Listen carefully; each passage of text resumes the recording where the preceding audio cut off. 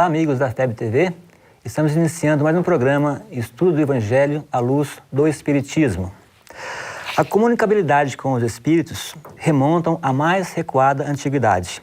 Desde o homem primitivo até os nossos dias, a história tem nos relatado vários casos, como, por exemplo, Abraão, que recebeu a visita de 3 anjos. Temos o caso de Tobias, em que o anjo o acompanhou na sua tarefa. Gabriel, que teve um papel importante e conversou primeiramente com Zacarias, depois com Maria e assim por diante. E muitos outros, né? Nos nossos dias, né? Na Idade Média mesmo, nós tivemos Joana d'Arc e o Chico Xavier, né? Mais recentemente entre nós.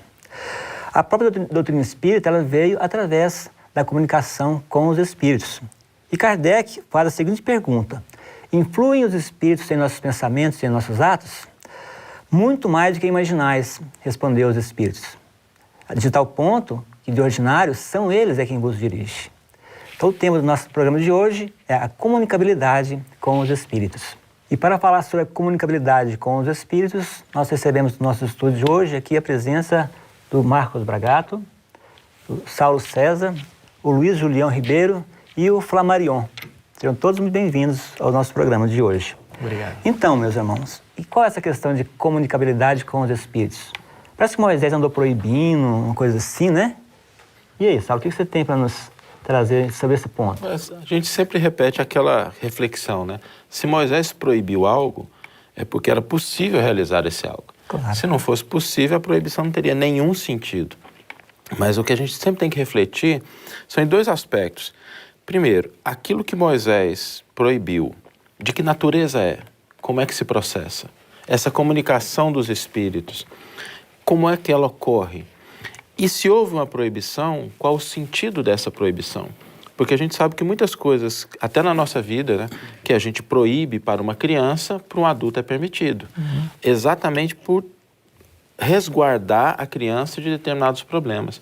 O sentido da proibição de Moisés tinha exatamente essa direção: prevenir os abusos. E é interessante que é o próprio Moisés desencarnado, como espírito, que vem se comunicar com o Cristo no Monte Tabor. Vem trazer, vem também, digamos assim, refazer, né, a proibição, né? Não deixa de ser um pouco irônico, né? Que aquele que fez a proibição em determinado momento é o que, quando nós temos o advento do Cristo, é o Espírito que vem se comunicar. Tem uma outra questão interessante com relação a isso, que se nós formos levar ao pé da letra a questão da proibição, ou seja, o Cristo teria transgredido a própria lei de Moisés, né? O que seria um contrassenso. Contrariando a lei de Moisés com o próprio Moisés. Com o próprio Moisés, Então, realmente, essa questão merece uma análise, né, mais profunda e não simplesmente tomá-la ao pé da letra, como você bem colocou, né? Na verdade, era algo que alguns abusos vinham sendo cometidos e era necessário contê-los, né? E a própria doutrina espírita hoje, né, ela vai nessa linha mesmo da prática responsável, né? E quando a gente fala da antiguidade, praticamente todos os povos, como você estava colocando no começo, têm registros de comunicação dos espíritos, né?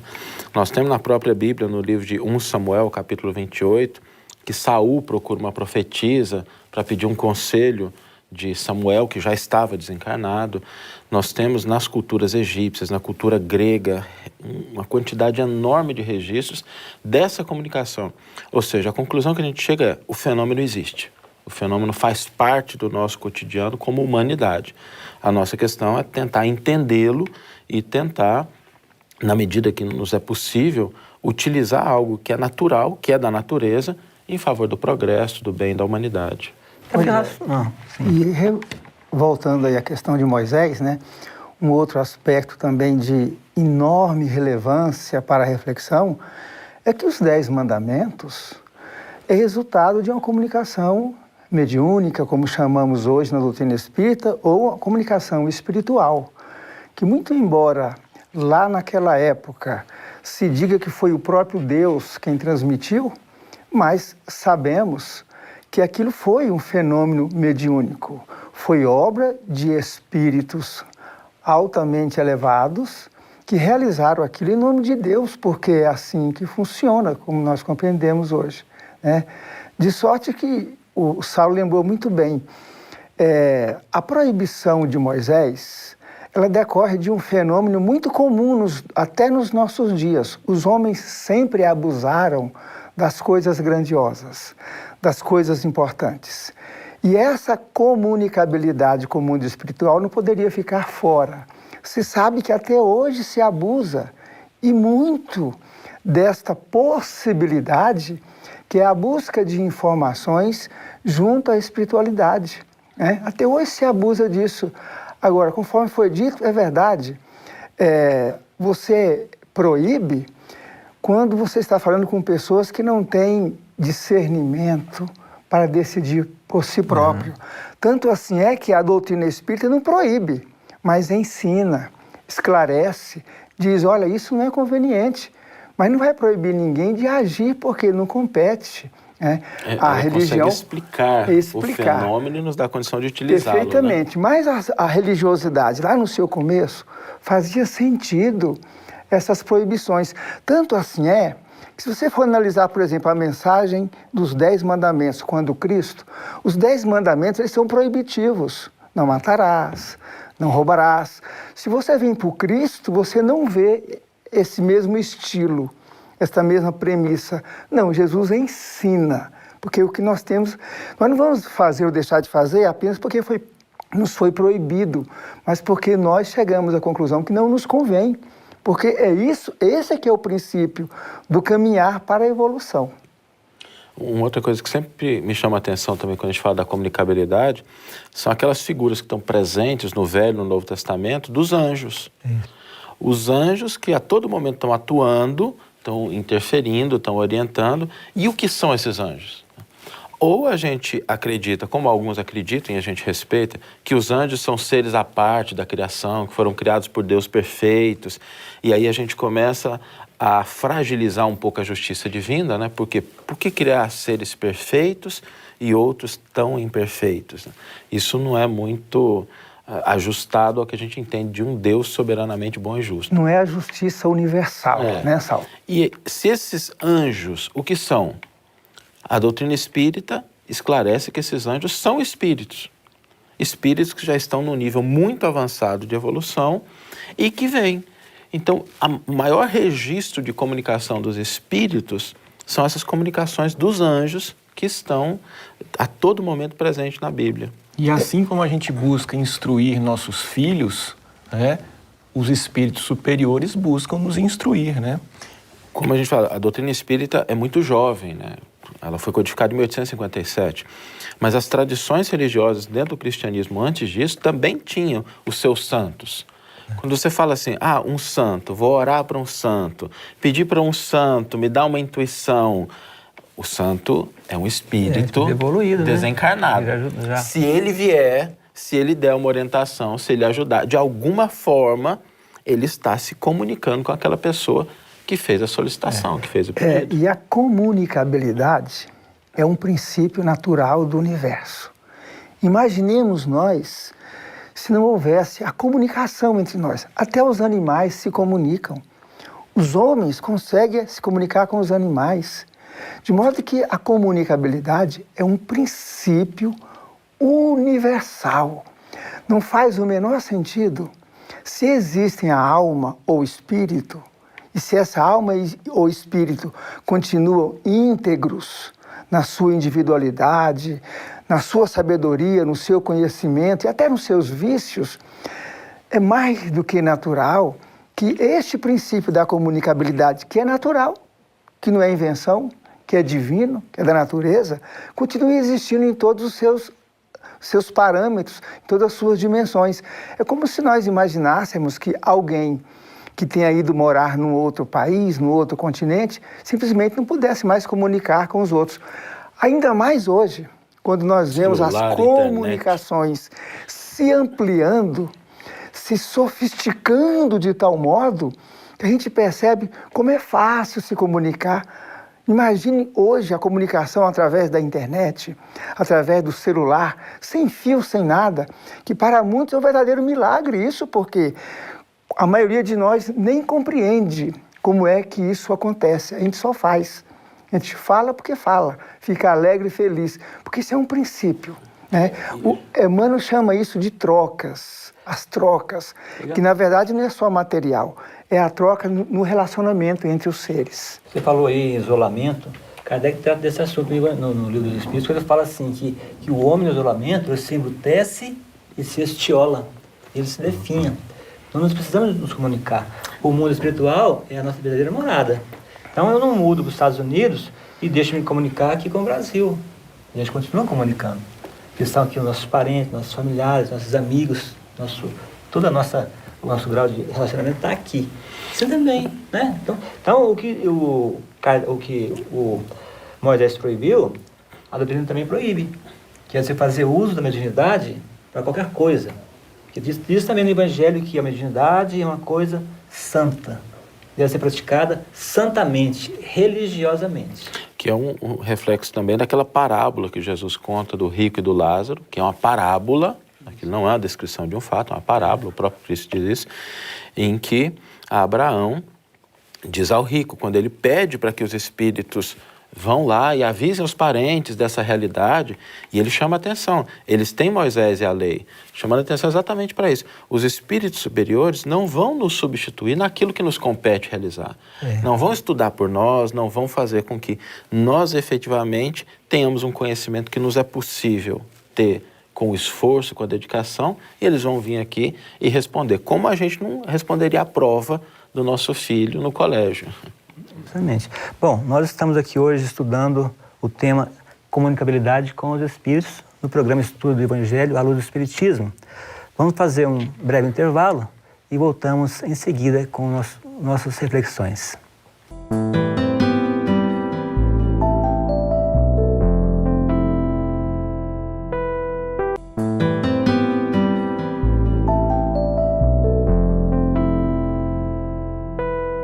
Voltamos com o programa Estudo do Evangelho à Luz do Espiritismo, aqui na FEB TV, e estamos hoje abordando sobre o tema comunicabilidade com os espíritos.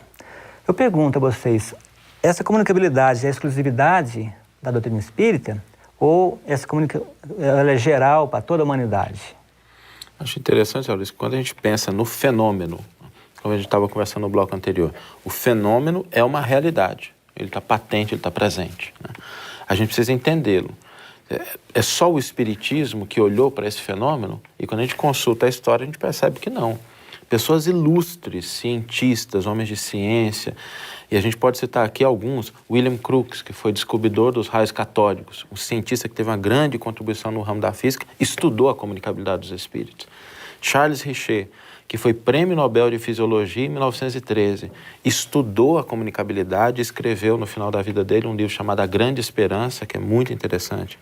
César Lombroso, que deu uma contribuição muito importante, talvez uma das contribuições mais importantes no surgimento da antropologia criminal na Itália, estudou comunicabilidade dos espíritos. Até Conan Doyle, que foi um grande escritor, o autor do personagem que a gente conhece, né, como Sherlock Holmes, estudou comunicabilidade dos espíritos. E há um depoimento muito bonito dele no final da vida, em que ele fala que ele estudou os fenômenos e que ele tem absoluta certeza de que isso é uma realidade. Então, o fenômeno não é algo que surge com o espiritismo. Na verdade, a doutrina espírita surge através do fenômeno, ajuda a explicá-lo, ajuda a entendê-lo, para que a gente pudesse fazer um bom uso. É como a energia nuclear. Nas mãos de pessoas inaptas pode ser algo muito danoso. Na mão de pessoas experientes pode produzir um benefício enorme para a sociedade. E alguns desses estudiosos que você falou aí, alguns deles eles queriam desmistificar. Achavam que aquilo era um fenômeno, né, de mágica, mas então eles queriam ir lá para provar que estava errado. Aí logo eles se deparavam que aquilo ali tinha um fato real, né, um fato. O próprio Kardec mesmo, né, que descobriu que por trás daquele movimento da mesa tinha alguma coisa de especial, inteligente. alguma coisa inteligente, né? E esse ponto é muito importante, histórico, porque ele faz o reencontro da ciência com a religião, que por muitos séculos andaram dissociados, né? E é exatamente nesse momento é que, historicamente, a humanidade consegue fazer o reencontro da ciência com a religião, porque se nós formos observar, como já foi dito, Os fenômenos ocorreram em todas as épocas, em todos os locais, né, do nosso planeta. Agora, com a doutrina espírita, é que ele ganha esse cunho científico, porque até então, antes era tudo muito místico, tudo muito mal compreendido. Joana d'Arc mesmo, que ouvia as vozes, né, dos espíritos e tinha uma missão a executar, mas foi queimada na fogueira pela incompreensão e por uma série de outros fatores. Mas com a doutrina espírita ocorre, então, essa união, né, entre a ciência e a religião. Agora, um ponto importante a resgatar lá no Novo Testamento é o alerta de João, né, quando ele diz, caríssimos, né, não acreditais em todos os espíritos, mas provai se os espíritos são de Deus. Porque se a comunicação é uma realidade, essa realidade pode ser para o bem, como pode ser para o mal. Daí a importância de desmistificá-los, né? Se é algo normal, se os espíritos podem se comunicar, a gente tem que compreender que, assim como os humanos, os encarnados, né, cada um possui uma condição espiritual diferente. Então não é toda mensagem que contém a verdade ou que contém a sabedoria, né? Isso porque nós sabemos, isso é do nosso dia a dia, que morre ou desencarna, como nós dizemos, todos os dias, espíritos de todos os graus de evolução e de todos os graus de virtudes e de vícios. Se a comunicabilidade é um fenômeno natural e se realmente, porque é verdade, existe esse intercâmbio entre os que continuam na Terra e aqueles que deixaram o corpo físico, naturalmente que os espíritos, por exemplo, desonestos, irão continuar comunicando, dando vazão às suas desonestidades. Assim como os espíritos virtuosos, aqueles que se entregam em favor da coletividade e do bem, não tem por que eles isolarem da gente, esquecer a nós que ficamos aqui. Não, eles vão continuar trabalhando em nosso bem. Mas eu gostaria de lembrar que este fenômeno da comunicabilidade, nós já falamos isso aqui, mas eu vou enfatizar, é um fenômeno natural.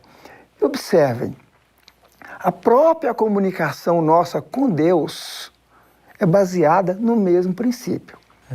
E segundo o nosso ver, todas as religiões pregam a comunicação das suas criaturas com o seu Criador, que é Deus. E a gente sabe, porque o Espiritismo estuda isso cientificamente, né, que a comunicabilidade é feita por meio do pensamento. É por intermédio do pensamento que existe essa comunicabilidade.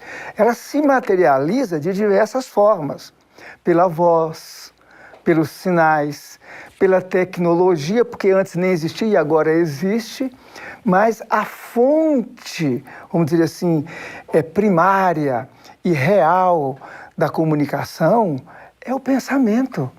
E este mesmo pensamento, por meio do qual nós nos comunicamos com o Pai, com Deus, e sabemos hoje, com o Espiritismo, que isso é uma realidade, que o Espiritismo tem essa feição, como disse o Marco, científica. O Espiritismo não surgiu de ilações, de crendices, não, foi de investigação científica, né?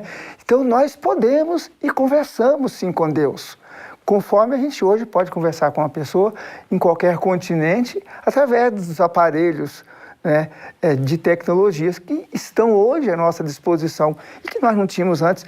E veja, o homem da Terra, por ter isso como intuição, vive atrás de outros seres em outros planetas, exatamente para estabelecer essa comunicabilidade. E essa é a grande contribuição da doutrina espírita. No momento de maturidade da razão, no momento em que a gente começou a se desvencilhar do misticismo, surge o Espiritismo exatamente para nos dar condições de lidar com essa realidade. E a grande obra de Kardec, nesse sentido, que a gente não pode deixar de citar, é o Livro dos Médiuns, que é uma obra extraordinária, que aborda a questão da comunicabilidade, aborda a questão da intervenção dos espíritos na nossa vida de uma maneira muito clara, com o bom senso que era característico de Kardec, com o zelo, com o cuidado sistemático que ele tinha e que faz parte do corpo da doutrina espírita, nos orientando de uma maneira muito segura para entender esse fenômeno da nossa realidade. E Saulo, tem um aspecto interessante. Hoje, com o Espiritismo, nós já temos ideia do que representa o nosso planeta em termos, por exemplo, evolutivo.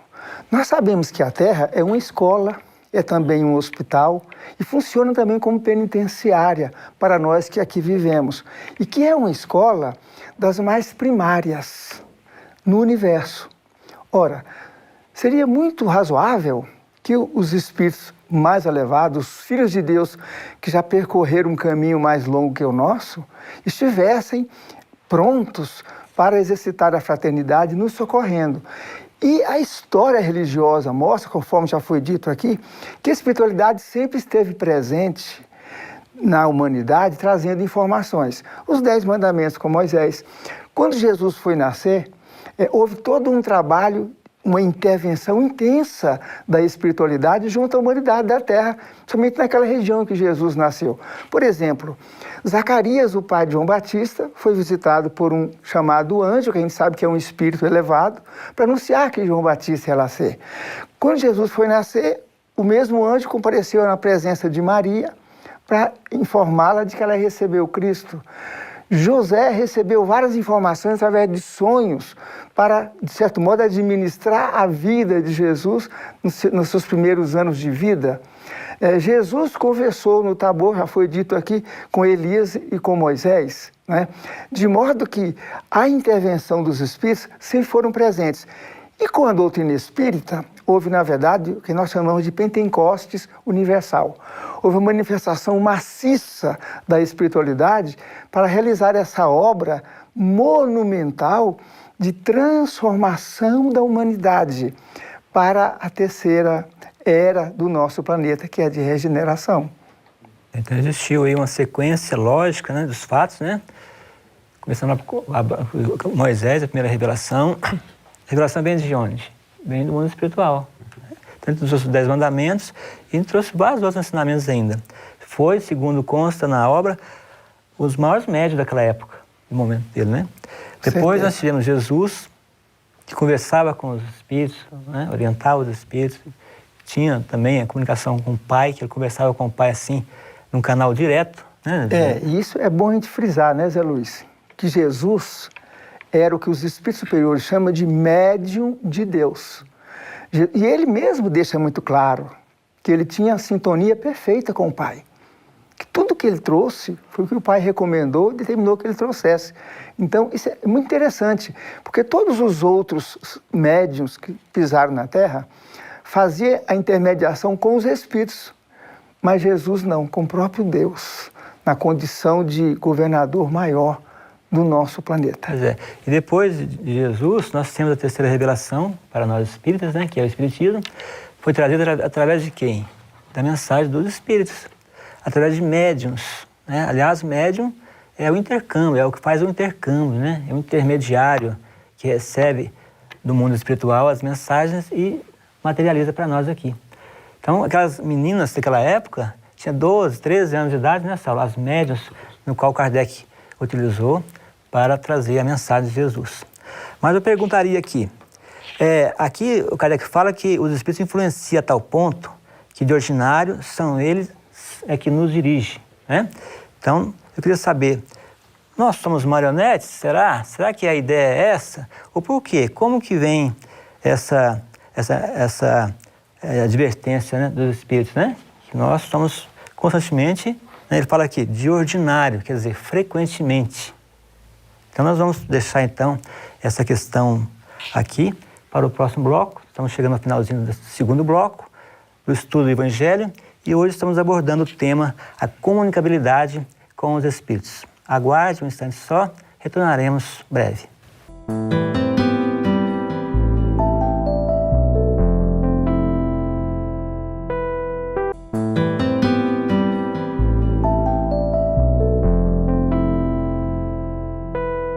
Estamos de volta com o nosso programa Estudo do Evangelho à Luz do Espiritismo, no terceiro e último bloco. E nós deixamos aqui hoje, no último bloco, né, uma questão, uma pergunta, para nós fazermos as reflexões durante o nosso intervalo, perguntando, será que os espíritos nos temos assim como marionetes? Ou será que nós temos liberdade, livre-arbítrio? Como que funciona isso? Eu acho interessante porque a característica de Kardec era abordar um tema, mas não parar na superficialidade. É ir aprofundando através de várias questões. Então, quando a gente trata dessa questão, nós não devemos simplesmente parar nela, porque ela é o começo da discussão. Se a gente vai para a questão 466, aí Kardec toca nesse ponto, porque ele pergunta: por que permite Deus que espíritos nos excitem ao mal? E aí os espíritos esclarecem: os espíritos imperfeitos são instrumentos próprios a pôr em prova a fé e a constância dos homens na prática do bem. E encerram a questão dizendo: outros espíritos te cercarão, esforçando-se por te influenciarem para o bem, o que restabelece o equilíbrio da balança e te deixa senhor dos teus atos. Então, o que nós temos aqui são ideias, são direcionamentos que ora apontam para coisas que não vão nos fazer bem, ora para coisas que vão nos auxiliar, fazer com que a gente progrida, que a gente seja mais feliz. Todas essas forças estão colocadas à nossa disposição, mas quem vai escolher a quem dar ouvidos somos nós. Semelhante a ser um pai nessa aula que tem os seus filhos, quando eles são criancinhas, estão aprendendo a andar, o pai tem que segurar na mãozinha dele, né? Para quê? Para que ele não caia, não machuque. Quando ele começa a andar sozinho, aí o pai deixa ele caminhar. Por exemplo, se eu vou pôr o filho na escola, nas séries iniciais, quem escolhe a escola é o filho ou é o pai? Né? Não, você vai estudar nessa escola aqui. Por quê? Por causa disso, isso. Né? Até mesmo o fator financeiro, o fator uma escola boa, escola, né? Quando eles crescem, eles vão escolher. Não, pai, eu quero fazer uma faculdade disso. Né? Então é assim. Nós somos ainda orientados pelos espíritos porque eles estão nos ajudando, nossos anjos guardiães, aqueles espíritos que têm a missão de estar do nosso lado, como um pai orienta um filho. Eu me lembro sempre de um desenho do Walt Disney que tinha, na minha época, quando eu era pequeno, eu via do Pato Donald, que tinha um anjinho de um lado e um diabinho do outro, os dois tentando influenciar, e no final das contas prevalece a escolha. Eles poderiam colocar opções para ele, mas a escolha, quem tomava, era o personagem central, que é uma figura simbólica daquilo que nós somos. Né? Então a gente tem que imaginar que quando se fala que nos dirigem, não é como dirige um carro, né? Mas às vezes até faz uma comparação a um animal. Quando um cavaleiro monta no animal, ele dirige, mas o animal tem a sua vontade. Muitas vezes os nossos espíritos guias tentam nos influenciar as boas ações e a gente empaca, né? Então a gente continua com a nossa vontade, apesar de ter essa vontade maior, ou às vezes menor, de nos direcionar para determinado ponto. Mas os bons espíritos não insistem com a gente. Se eles nos colocam uma posição e nós queremos ir para outra, eles Respeita, porque faz parte do aprendizado. Faz parte do livre-arbítrio. Mas é muito semelhante, Marcos, antes de você falar, é muito semelhante a um filho que teme enfiar o dedo da tomada. Ele quer enfiar o dedo da tomada. Não pode, não pode.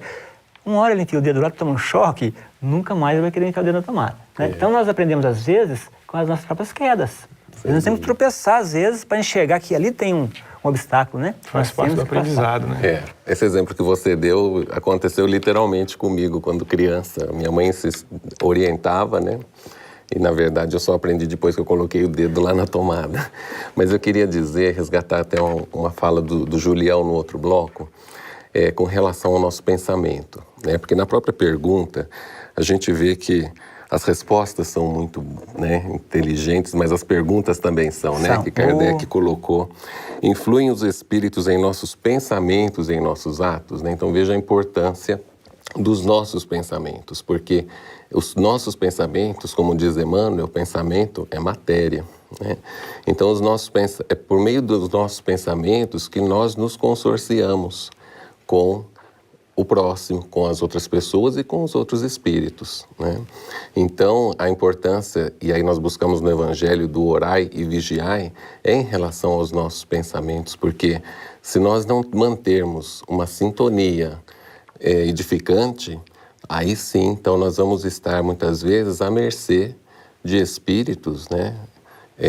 Espíritos ainda bastante equivocados e dificultando, inclusive, o auxílio dos espíritos mais evoluídos e que nossos anjos da guarda, nossos espíritos protetores, ou seja, nós podemos muitas vezes facilitar ou dificultar a ação dos benfeitores espirituais. por conta das nossas escolhas, da nossa vontade. Então é importante que nós cuidemos muito dos nossos pensamentos, né? Porque nós precisamos estar atentos à nossa realidade, né? Uma forma, outro dia ouvindo uma palestra aqui na própria FEB, uma palestra onde o palestrante disse, nós podemos observar em que estágio realmente estamos, observando aquilo que fazemos nos nossos momentos em que não somos observados por nenhum encarnado. Para onde, né, levamos o nosso pensamento, as nossas vontades, e precisamos observar, né, e necessariamente corrigir aquilo que não estiver, né, quando não estivermos nos associando com pensamentos edificantes, né, pensamentos e atitudes, né? As atitudes são a consequência do pensamento. O que lembra Paulo quando dizia, né, uma nuvem de testemunhas que me seguem a todo tempo. Né? E a gente pensando na nossa atualidade, os espíritos, a comunicabilidade se dá através de vários canais. Que muitas pessoas pensam que a comunicabilidade é só aquilo que eu vou encontrar num centro falando com o médium. Essa é uma forma de comunicação, através do instrumento, do intermediário que é o médium. Mas, eventualmente, a gente sabe pela doutrina espírita que os espíritos podem se comunicar diretamente, tanto do ponto de vista da manifestação exterior, ostensiva, um aparecimento, quanto da intuição, daquele pensamento soprado na nossa cabeça, daquilo que vem e que a gente percebe que não é nosso. Os sonhos também são outra forma de comunicação. Quantas pessoas já não tiveram o sonho com um parente falecido, alguém que a gente gosta muito, que no momento de dificuldade você dorme, tem aquele sonho com aquela pessoa e acorda no outro dia um pouco mais aliviado, um pouco mais consolado, um pouco mais esperançoso. Então a comunicação com os espíritos é algo que ocorre de diferentes formas. Por isso a importância da gente estar atento ao mecanismo básico que é em que estação de rádio que eu estou sintonizando a minha mente e meu coração. Exato. Quantas vezes você está fazendo uma tarefa difícil, você não está conseguindo, aí você, vou dormir, vou descansar, né? Aí você deita, dorme. No dia seguinte você acorda, quando você pega a tarefa, está ali, como é que se faz? Tem um livro... Por que será que acontece isso? Será que o sono... Não, é que nós vamos no mundo espiritual, lá nós temos nossos orientadores, os espíritos vão nos ajudar. Estuda quando faz assim, assim é melhor, você está fazendo assim, não vai dar certo. Né? Tem um livro interessante, do mesmo autor de Fernão Capelo Gaivota, eu não sei quem chegou a conhecer o livro e o filme. Gaivota é uma música extraordinária, mas vem de um livro cujo autor é o Richard Bach. E o Richard Bach tem um outro livro escrito chamado Fora de Mim, em que ele relata uma experiência, porque ele construía aviões, ele estava com um problema numa peça, e a solução veio exatamente de um momento em que ele está em desdobramento. É um livro pequenininho, fininho, mas muito bonito da gente... E um outro aspecto também importante na questão da comunicabilidade, porque nós já aprendemos com os espíritos da codificação da doutrina espírita, que nós, filhos de Deus, somos semelhantes a sementes espirituais, que quando Deus nos cria, Ele já nos dota de todos os elementos embrionários do nosso destino, que é a perfeição. A comunicabilidade, já foi dito aqui e nós repetimos, sempre houve um sentimento da humanidade que ela existe e sempre existiu. Por exemplo, a gente percebe alguns segmentos religiosos que dizem que nós somos induzidos pelo demônio e pelo anjo de guarda, que um manda você fazer o mal, o outro manda você fazer o bem. Isso, na verdade, é o reconhecimento ou a intuição da existência desse princípio que é a comunicabilidade. E aí, com relação a essa grande influência, é que a influência ela funciona como fator, como indutor. Isso que os espíritos respondem aí.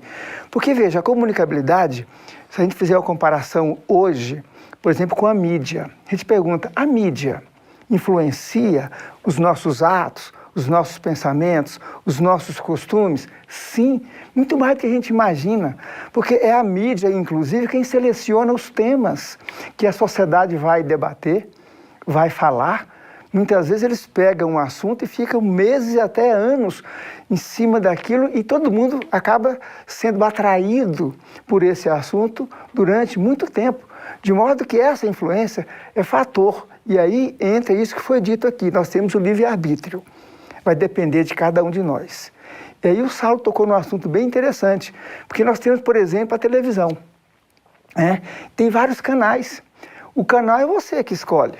Eu não vou escolher o canal com o qual eu desejo, né, estar em sintonia. E isso tem a ver com a minha predileção, com o meu gosto, aquilo que eu gosto mais, aquilo que mais me interessa. O programa que eu mais gosto, fico até mudando de televisão, de canal de televisão. Veja vocês, esse é o mesmo princípio, é o mesmo sistema, não muda. A nossa relação com os espíritos também ela é baseada nas nossas tendências, nos nossos desejos, nos nossos gostos. É isso que vai fazer eu sintonizar-me com o espírito superior ou com o espírito inferior ou com o espírito mediano. Porque há uma espécie assim de associação mental entre nós e os espíritos, como existe entre nós agora. O que são as panelinhas que a gente chama? As panelinhas são pessoas que se afinizam pelas práticas, pelos costumes, pelos gostos, por aquilo que realiza, né? Carl Gustav Jung nos diz que nós nascemos originais e morremos cópias. Né? Tanto nós somos influenciados pelo meio que nós vivemos. Mas estamos encerrando o nosso programa. Queria lembrar da passagem do Evangelho de um homem que estava perdido no deserto. Ele estava já para morrer de sede. A sede já estava para que ele desfalecesse. Mas aí veio um anjo e soprou alguma coisa no ouvido dele. Isso lhe deu forças, né? Ele levantou e viu ao longe um regato, né? Aí a Kardec fala, se eu for um homem de fé, dirá assim, Pai, obrigado pela intuição que tive. Mas se for um homem que não tem fé, assim, eu sou esperto, viu como é que eu escolhi o lugar certinho, né? Então, com essa mensagem, nós encerramos mais um programa, Estudo do Evangelho à Luz do Espiritismo. Agradecemos a todos que estiveram conosco hoje aqui nesse debate e especialmente a você que está nos assistindo. E fica aqui o convite para que você fique conosco nos próximos programas.